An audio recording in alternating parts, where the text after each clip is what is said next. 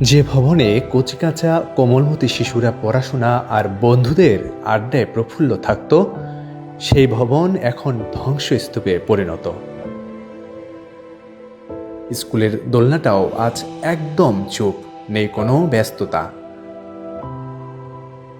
আগুনের লেলিহান শিখা কতটা তেজদীপ্ত ছিল তা এই জানালার গ্রিলগুলো সাক্ষী দিচ্ছে।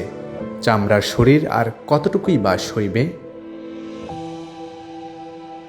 কিন্তু এই একটি ব্যাগ জানান দিচ্ছে সেই দগ্ধ শিশুদের স্বপ্নের কথা, যারা প্রতিদিন দেশ গড়ার প্রত্যয় নিয়ে ভোর দেখে মানুষের মতো মানুষ হতে ছুটে আসে এই ক্যাম্পাসে।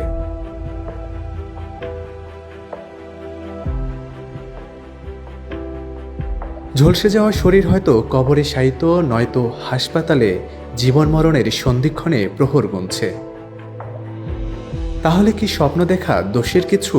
দেশের ভালো চাওয়া কি এভাবেই বিভীষিকাময় দুর্ঘটনায় প্রাণ বিসর্জন দেয়া?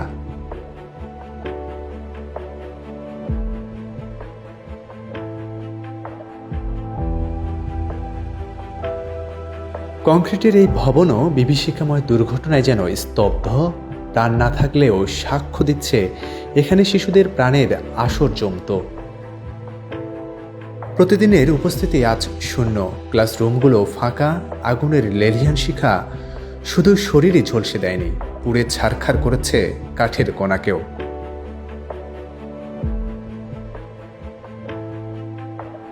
অফিস রুমগুলো আজ কেমন যেন শান্ত, নেই কোনো শাসন, নেই কোনো বারণ। খাবারগুলো পড়ে রয়েছে।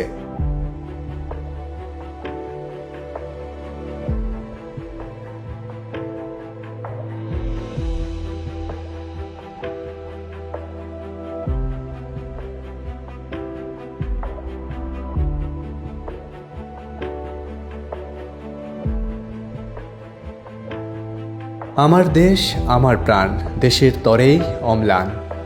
হৃদয়টাও পুড়ে ঝলসে গেছে, শরীরটাও চেনা বড় দায়। এ এক অন্যরকম চিত্র। রক্তের ধমনী শিরায় কাটা দিয়ে ওঠা এই ফুটেজ বলে দিচ্ছে কতটা যন্ত্রণায় পুড়েছে এক একটি প্রাণ, জ্বলে ছারখার হয়েছে চারপাশ।